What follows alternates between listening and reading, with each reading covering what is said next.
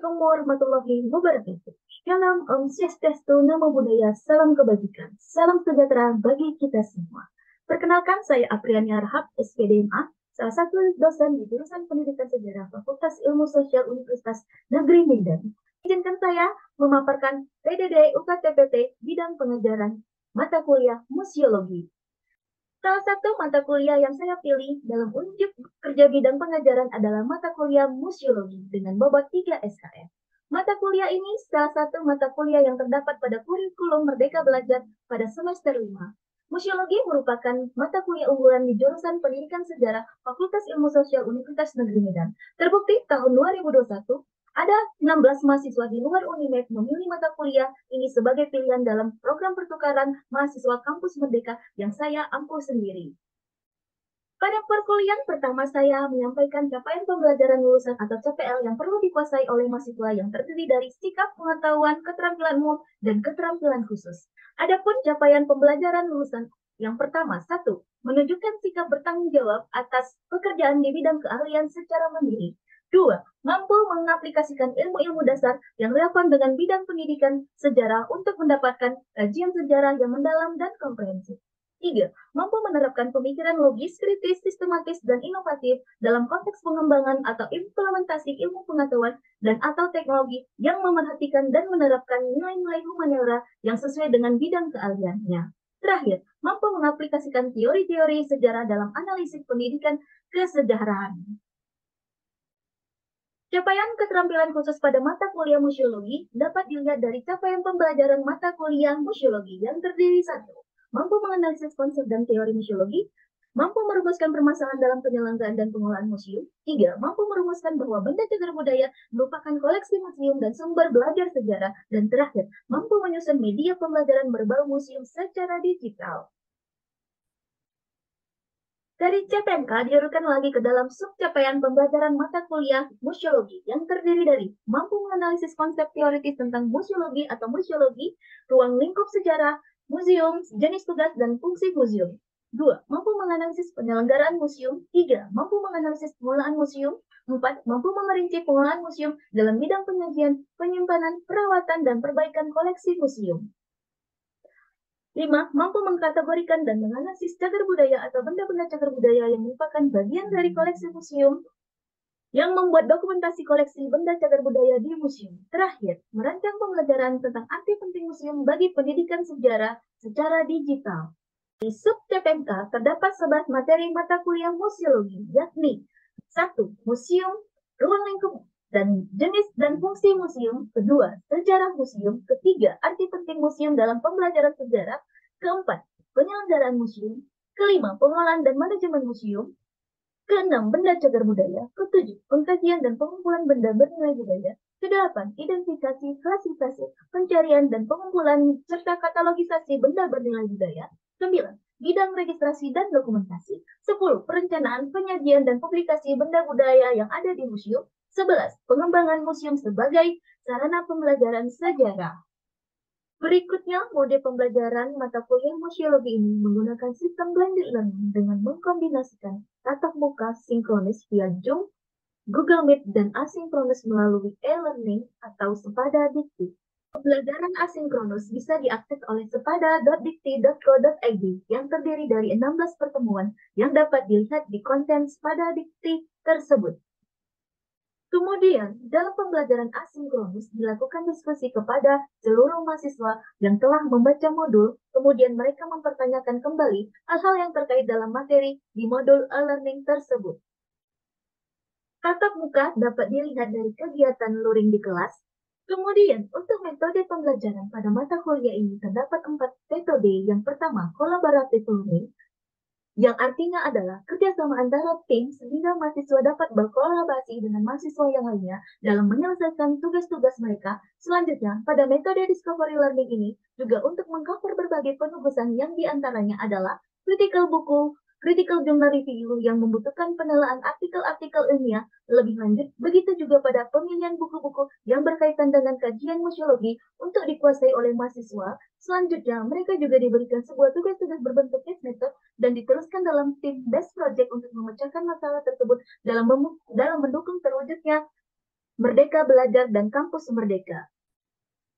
Summary artikel jurnal review, critical book report, case method, team-based project diberikan kepada mahasiswa dalam bentuk penilaian, kemudian disampaikan dalam kelas pertemuan minggu berikutnya untuk mengevaluasi hal-hal yang masih perlu dikuatkan dalam pemahaman mahasiswa terhadap tugas yang telah diselesaikan pada minggu-minggu selanjutnya. Berikut ini adalah struktur penugasan di Universitas Negeri Medan. Sedangkan untuk sistem penilaian dengan bobot kehadiran 5%, ujian tengah semester 20%, ujian akhir semester 25%, dan case method atau team-based project atau 6 tugas KKNI yang bisa diintegrasikan ke dalam case method dan team-based project sebesar 50% dengan total penilaian 100%. Ini terbagi dalam format kehadiran NF1, ujian tengah semester NF2, ujian akhir semester NF3, dan case method dan project NF4. Begitu pula dengan nilai sikap dengan kategori A sangat baik, B baik, C kurang baik, dan E sangat kurang baik. Berikut adalah cuplikan proses pembelajaran yang saya lakukan pada mahasiswa di jurusan Pendidikan Sejarah Universitas Negeri Medan pada mata kuliah Museologi semester 5. Terima kasih. Assalamualaikum warahmatullahi wabarakatuh. Selamat pagi semuanya. Waalaikumsalam warahmatullahi wabarakatuh. Selamat pagi Ibu. Oke, baik, ini pertemuan kita yang kedua. Kita akan membahas tentang cagar budaya. Mungkin kalian akan juga melihat kenapa ya koneksinya antara cagar budaya dengan mata kuliah museologi. Kita akan sekalian lihat dulu apa koneksinya. Ada yang bisa menjawab tidak? Ada? Ya, benar. Jadi museologi itu kan awalnya akan menjadi membuat museum. Oke, dari landasan membuat museum. Lebih konkret lagi, Madonna. Mas, ada yang lain? Ini yang harus. Ya. Cagar budaya itu adalah suatu benda ataupun buatan manusia atau buatan alam yang mungkin disesuaikan dan dicatat. Dan bisa digunakan untuk menghitungkan semua koleksi benda alam. Oke, benar sekali. Itu yang ternyata ketika kita bicara tentang museum, kita akan bicara tentang koleksi. Koleksinya apa? Kalau kalian lihat kemarin, SD kita yang kemarin, ternyata koleksi di Undang-Undang Nomor 66 Tahun 2010 tentang museum itu, koleksi museum itu ternyata kategorinya ada benda cagar budaya. Benda cagar budaya itu termasuk di dalam cagar budaya. Cagar budaya itu akan ada terdiri dari 5 kategori cagar budaya. Yang pertama kita akan membahas tentang bendanya sendiri, kemudian kita akan membahas tentang bangunan, kemudian kita akan membahas struktur, kemudian kita akan membahas situs, kemudian kita akan membahas tentang kawasan. Kelima ini yang disebut dengan cagar budaya.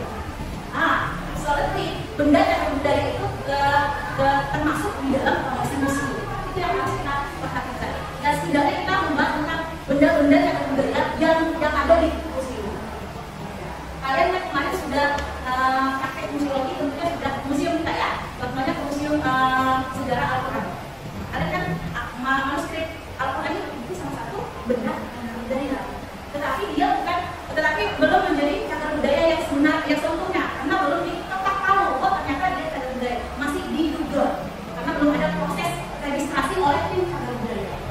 Itu juga harus dilihat. Jadi semua koleksi yang ada di museum itu belum seluruhnya itu terregistrasi secara cagar budaya karena belum ada proses penetapan. Yang ini akan kita pelajari hari ini. Kemudian ini kita akan membahas tentang cagar budaya apa sih yang ada di museum. Nah, ini kita akan menerangkan kalau kalian sendiri apa ada yang tahu nggak sih? Ya, kalau cagar budaya apa koleksi budaya ada di sebelah kita Indonesia dari budaya ini sebenarnya Indonesia cagar budaya juga ini saya belum diletak oleh pemerintah apa yang benar. Tetapi bukan sembarang cagar budaya itu kalau dia mempunyai kriteria 50 tahun ya, kemudian berusia 50 tahun, kemudian ada satu syarat penting kenapa dikategorikan cagar budaya. Garis merahnya adalah ada nilai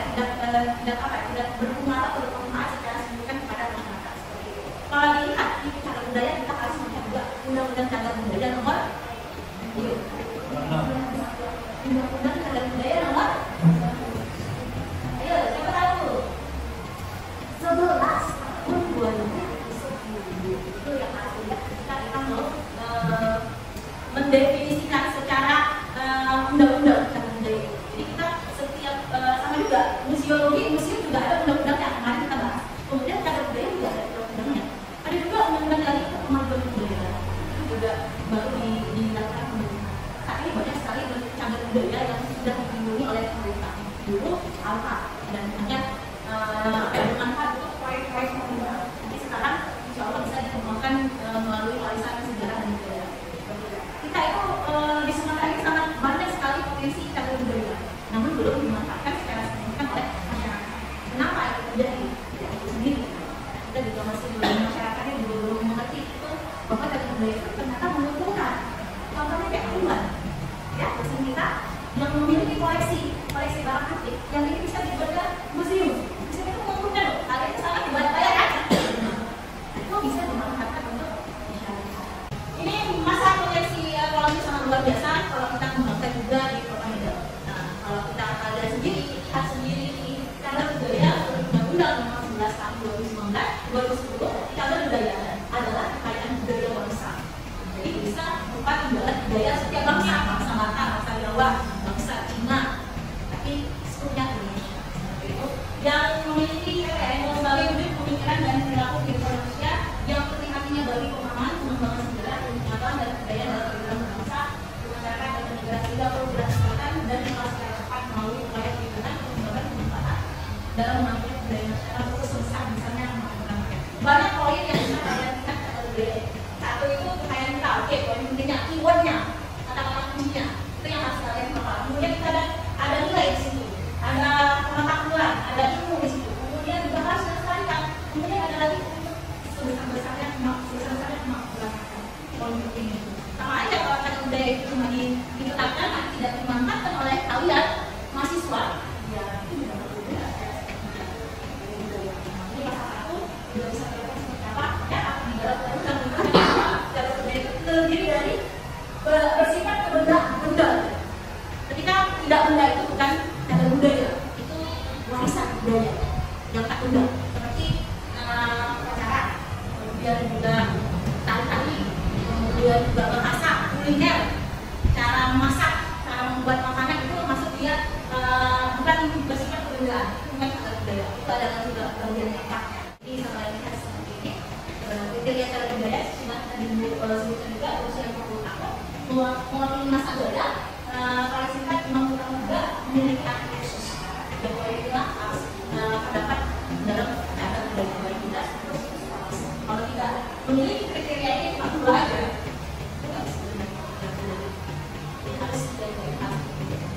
Tidak semua koleksi yang di museum sejarah Tuhan itu memiliki aktif khusus dari pengetahuan. Ya, kriteria dan kawasan sama juga, tapi nanti mungkin ini berbicara tentang space ruang. Tak dulu. Kalau kita lihat juga di benda cagar budaya ini kan bagian dari koleksi-koleksi yang ada di museum. Kalau koleksi museum, pasti ada. Tapi tidak semua museum itu menampilkan benda-benda koleksi. Seperti paling-paling itu kayaknya jarang sekali ada di museum, karena dia bendanya kecil dan tidak besar untuk mengenal. Tapi ini juga masuk kategori benda cagar budaya. Banyak sekali tinggi atau pokoknya berupa satuan yang bisa dipindahkan. Itu disebut dengan benda cagar budaya. Kedua manusia, kemudian berupaya bergerak atau tidak bergerak, memiliki satuan yang kelompok, dan ada hubungan kaitannya dengan budaya dan sejarah manusia. Itu yang disebut benda cagar budaya. Inilah yang akan menjadi koleksi cagar budaya. Jadi kalau kalian memiliki benda-benda cagar budaya yang masih diduga, itu bisa kalian serahkan ke museum atau nanti kalian kumpulkan untuk membangun museum. Kemudian lanjut kita ke struktur. Ini dia struktur itu benda atau manusia juga ada alam juga, kemudian ada ruang di situ. Atau ruang itu berarti panjang atau lebar, ada tabung isinya, itu disebut dengan struktur. Walaupun dia tidak memiliki kayak seperti bangunan yang harus ada dinding dan atap, tetapi kalau struktur tidak. Sumur itu kan banyak, kalau sumur dahulu kan nggak kayak sumur kita sekarang, kalau sekarang kayak ada di rumah. Dulu zaman Hindu Buddha itu ya sumurnya jauh di belakang, ada di samping. Ini banyak sekali struktur peninggalan juga sumur. Ya, kalau kalian yang jalan-jalan ke Troglodyte, ke Kerajaan Majapahit itu ada struktur sumur yang Kemudian juga masih banyak lagi kalau kita contohkan di lahan itu ada di ruang sampah itu ada struktur jejak kunjungan itu berupa lubang-lubang, kemudian ada juga dapur sampah, memasak ya. Ini yang kalian lihat di sebelah itu kan ada bak sampah ya, daun-daun itu nanti dimasukkan makanan itu akan jadi struktur. Itu juga salah satu sisa dapur atau sisa makanan yang tidak ada di dalam. Kemudian ada struktur bekas sumur minyak Telaga Sait. Udah pernah sana? Telaga Sait itu adalah sumur bor minyak terbesar kedua masa kolonial. Kita bangga dulu pangkalan Belanda itu menjadi salah satu tempat ekspor terbesar mengalami Dubai atau Makassar. Sangat banyak koleksi pada masa kolonial karena dipakai kebijakan dari para kolonial ekspor sekarang sudah habis karena kan terus minyak itu tidak bisa diperlukan di semua negara, tidak bisa diperlukan. Kemudian ada struktur kolam khusus penanaman. Kalau kalian lihat contohnya di Medan itu ada kolam milik tempat yang kaya, itu juga masuk struktur yang budaya. Lanjut lagi kita ke bangunan, ini yang tadi disebutkan ada struktur binaan, kemudian memiliki dinding atau tidak berdinding dan beratap. Seperti itu yang disebut bangunan. Supaya perapatan, supaya istana itu juga salah satu contoh bangunan cagar budaya yang bisa kita lestarikan. Kemudian ini juga situs cagar budaya. Jadi kumpulan dari ketika itu situs tuh, ternyata berarti ada benda di situ, ada struktur di situ. Jadi kumpulan dari benda, struktur, bangunan. Jadi dia tidak satu, tunggal, tidak satu kategori aja, tapi banyak. Di situ ada bendanya, kayak di situs Kota Cina. Kenapa itu sudah ada situs Kota Cina? Karena situ ada bendanya, ada keramik, ada manik-manik, ada patung, kaca. Banyak sekali kumpulan dari benda-benda budaya. Itu disebut dengan situs. Situs lapangan merdeka, situs kawasan. Itu banyak bangunan-bangunan yang berkumpul dalam satu binaan. Dia berkelompok, itu dalam satu binaan di satu wilayah. Itu disebut dengan situs. Kalau dia kawasan lagi, kalau kita bicara tentang kawasan lebih besar lagi, terdiri dari beberapa situs. Ya, kemudian terakhir adalah alur penangkapan budaya. Jadi koleksi-koleksi yang di museum itu ketika belum ditetapkan cagar budaya masih diduga.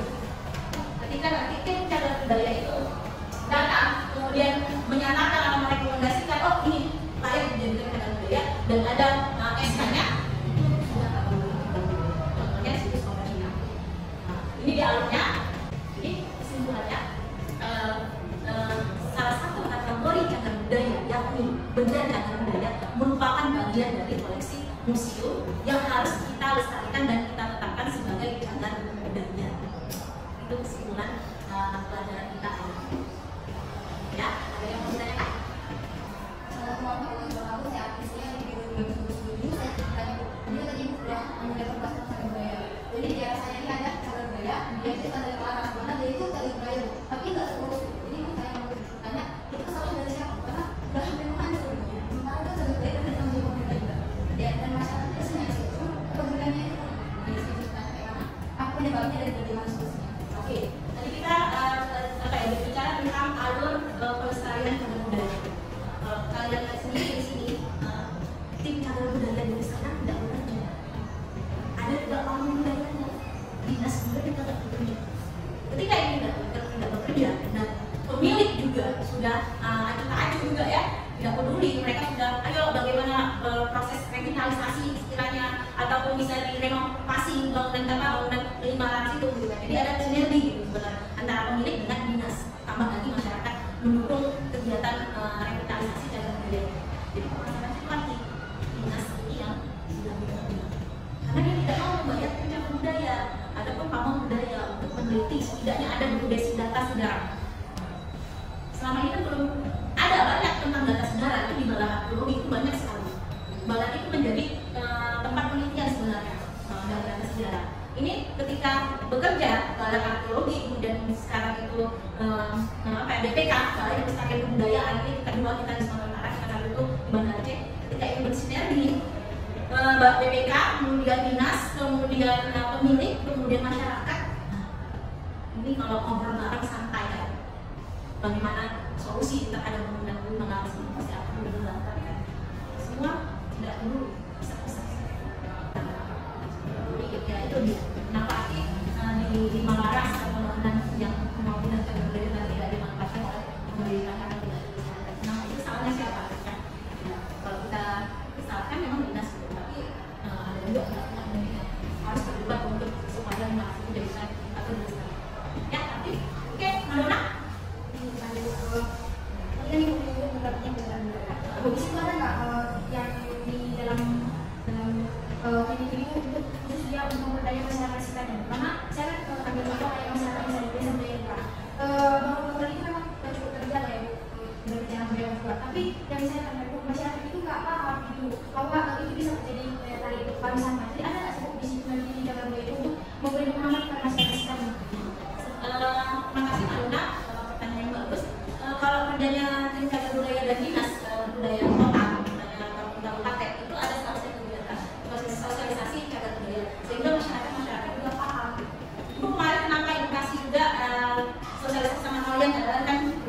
sejarah pariwisata ya, itu juga bagian dari kegiatan pencarian budaya sebenarnya untuk mensosialisasikan kepada masyarakat. Seharusnya ada teman-teman.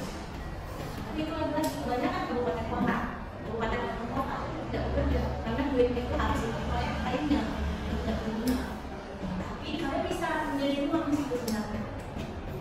Contoh kasus ya, kalau kamu ada keinginan ya untuk membangun daerah kamu supaya mengangkat daerah budayanya, kamu datang aja ke atau diskusi dengan Dinas Budaya sama dinas.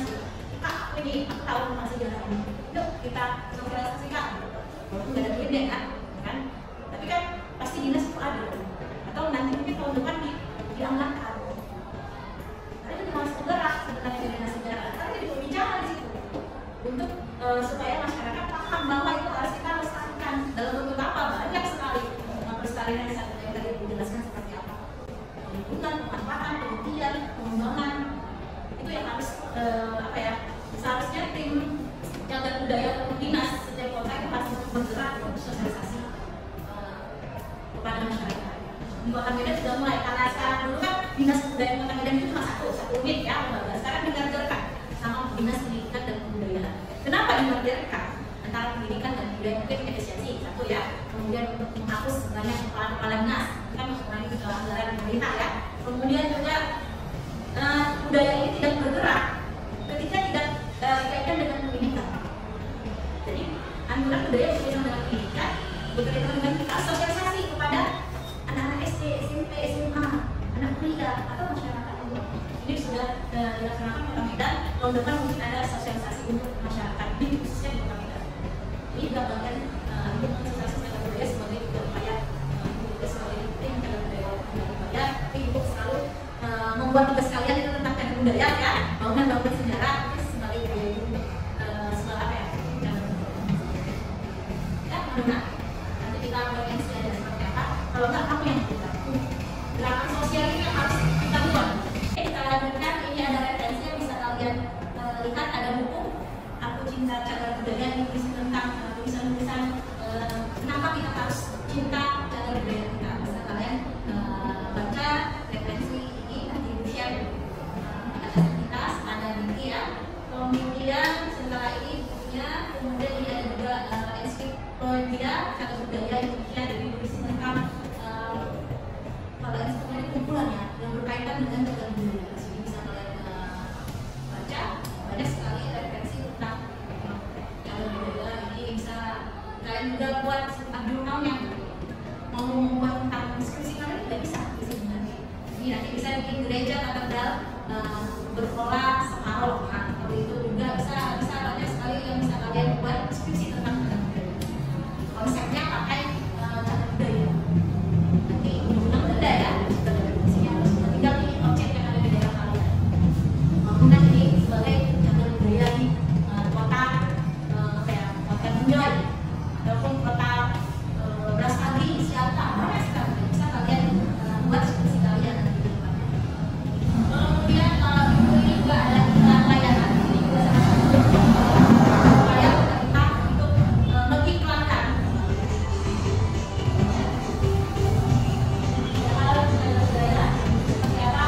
Dijelaskan ya. Kemudian juga bisa kalian lihat juga kebetulan bahwa penjualan undang-undangnya saksi yang membawa paling lama 10 tahun dan 3 sampai 5 bulan ya. Kemudian ini juga bagian-bagian dari besarnya tadi ada nantinya promosi salah satu yang paling melestarikan cagar budaya. Ternyata kalian kita juga nggak bisa memperjualbelikan ataupun membawa keluar daerah luar negeri khususnya. Kalian akan berpenjara, membawa Belanda, membawa nanti ada yang Belanda. Itu banyak kali sekali kasus di museum itu memperjualbelikan benda oleh museum. Contohnya itu ada di Jogja terjadi karena benda-benda ini sangat nilainya sangat bisa 1T, 2T, 2,3 miliar atau benda kepalanya itu sangat bernilai di dalam kolektor. Itu juga sangat kayak kawan-kawan keramik yang itu juga bisa dijual dan 200 juta tahun semua. Tapi ketika kalian nanti melaporkan, kalian akan mendapat uang yang tidak sebulan membayar. Kemudian punya undang-undang percabulan tahun 2010. Ini bisa kalian lihat di learning sekarang kita di budaya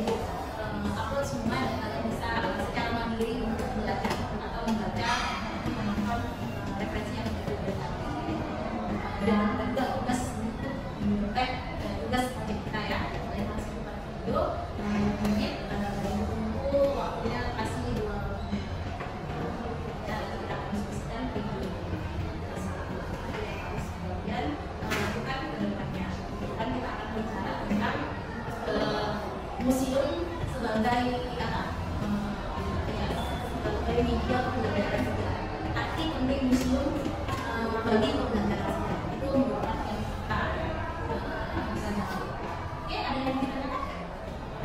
Saya itu sudah ya diskusi kita tentang budaya menarik. Kalian sudah menjadi salah satu aktor pelaku juga dalam pengembangan atau pelestarian jalur budaya. Jadi kita harus cinta jalur budaya kita sehingga kalian juga sebagai orang yang bergerak di dalam ilmu sejarah, jadi juga kalian menjadi motor penggerak aku cinta akan budaya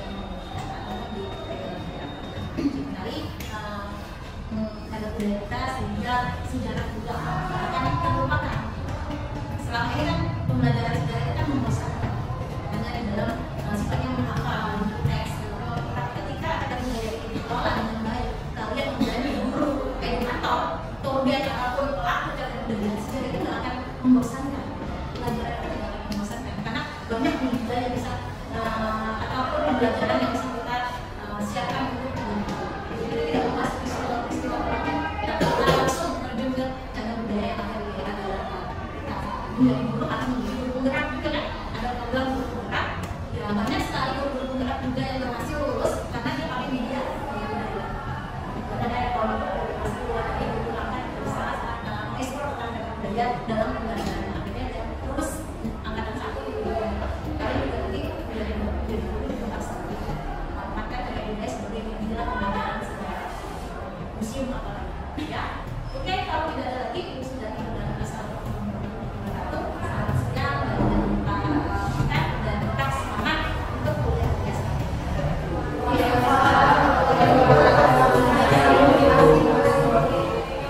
Terima kasih banyak ya. Absennya jangan lupa ya. Pada bisa kalian proses sendiri supaya dan publik kehadiran kalian di sana. Ya, absen. Sampai jumpa minggu depan.